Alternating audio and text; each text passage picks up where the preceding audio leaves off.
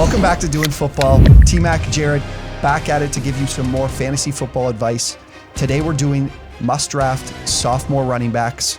I'm going to let Jared get us going. We've got one each for you, so a nice short show, and let's get to it. All right, my guy, it's going to be a bit of a hot take here. I got DeAndre Swift, and I've got him comped to Christian McCaffrey in his sophomore season. Not his 2019 season where he went absolutely off, but the one where he broke out in his second year. They've got very similar rookie season numbers. Swift is 879 yards, 10 touchdowns versus McCaffrey's 1,086 yards and 7 touchdowns. Their situations are actually pretty similar heading into their second year as well. We got Adrian Peterson and Kerryon Johnson leaving in Detroit, and they've got Jamal Williams coming in, which is pretty similar to Christian McCaffrey's Jonathan Stewart leaving, and then CJ Anderson coming in. A lot of people believed that Anderson would be in a committee with Tmack, but that didn't end up happening. He took over completely, and I think the same thing's going to happen with Swift. Now, Dan Campbell, new head coach. We've seen him as a head coach before in 2015 with the Dolphins, and with that team, he had Lamar Miller, and he used him pretty much as a workhorse, having 241 touches, 1,269 yards, and 10 touchdowns, which accounted for 67% of the carries and 58% of the receptions. So I think that's a floor for Swift because as a talent, he's far superior to Lamar Miller. Lamar Miller's been like the most average running back in the league for his entire career. So Swift has much higher upside than that. And in the 13 games Swift played, 5 of them he had at least 10 carries. In those games, he had 19.4 fantasy points per game in half PPR, which is a ridiculous amount. Yeah, at that number, absolutely. He's going to be at least top 10, top 8, top 5 running back in the league. And I think that's a floor with 10 carries per game. Now, the other thing is on the goal line. Last year, Peterson, he had 12 of the team's goal line carries, which are inside the 5, and Swift only had 9. Now, Jamal Williams, he might take some, but let's say even they split half and half. That's 6 for each of them. Now, 15 carries per game for Swift, or on the year for Swift inside the 5-yard line. That would rank 7th in the league last year. So he's going to have plenty of opportunity everywhere on the field. He's going to catch passes. He's going to be on the goal line.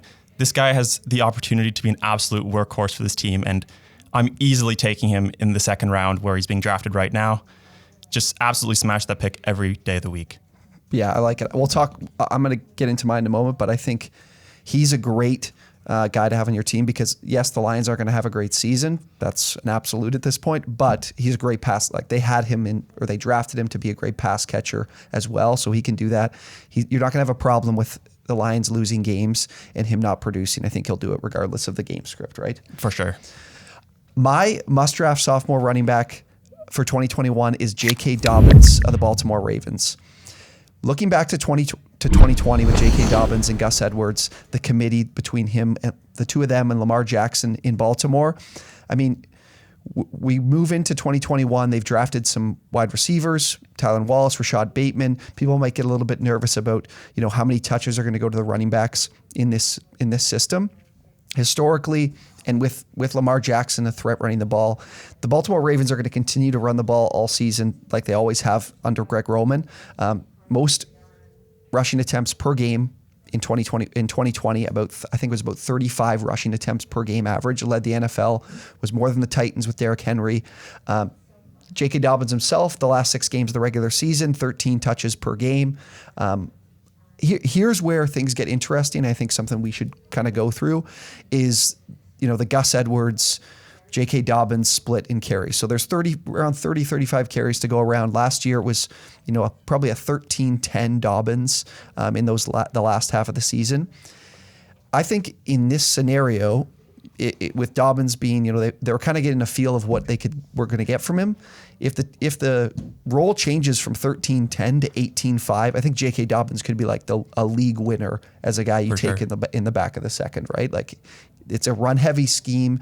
They're going to run the ball constantly, and he could be a guy that gets 20 carries in a game if Gus Edwards, takes a step back. He's really for J.K. Dobbins, just through some of the advanced metrics, third in the NFL in yards created per attempt. So after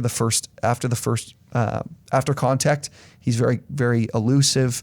The juke rate is at a high level, much higher than Gus Edwards. Gus Edwards was down near like the 30th ranked running back in juke rate. So I think Dobbins is a very elusive guy and someone that will want to get the ball to more, I see, over Gus Edwards. I think it's a very simple concept in terms of, I think J.K. Dobbins is a better running back than Gus Edwards. Now, if you're taking J.K. Dobbins in the second round, you definitely want to make sure that, you have that handcuff, you have Gus Edwards on your team, because if one of these guys is alone in the backfield, it's probably a guaranteed 20 touches for sure. And J.K. Dobbins did see some time as a receiver as well. So it's going to be interesting in terms of the splits, and I think the floor is there, and the ceiling could be, at a level where he's an RB1. And last year he was an RB2, back-end RB2, but really didn't see much touches in the first 5 or 6 games of the season. So let me ask you, Jared, would you take J.K. Dobbins over DeAndre Swift, or would you take DeAndre Swift over J.K. Dobbins? I would go Swift over Dobbins, mainly because I think he's got a higher floor. I think they both have similar ceilings because they're two of the most efficient backs in the league last year. And the question does come with Gus Edwards. He will get his touches. The question is how many. Yeah. But I think Dobbins does have a pretty safe floor. We're just going to have to see with the ceiling. And it really depends on Gus Edwards' usage. Yeah, and we talked Dan Campbell. Dan Campbell feels like a guy drafted Penei Sewell. They could look to be really run heavy with Jared Goff not providing a lot in the pass game and the limited receivers they have. I think DeAndre Swift, J.K. Dobbins both have chances to be league winners as second round picks, right? So those are our must-draft sophomore running backs for the season. Comment, tell us who you like in the second years. Maybe it's Clyde Edwards-Helaire. Who's another one we chatted about before that could have some upside as a sophomore? Cam Akers. Cam Akers Antonio as well. Gibson. I love them all. Yeah, there's tons of sophomore running backs that have a chance to have big 2021 seasons. So comment below, let us know who you're thinking about. Maybe even reply to us on Twitter. We'll have maybe a poll out on the two of these guys. I think it's very interesting and a conversation to be had between the two.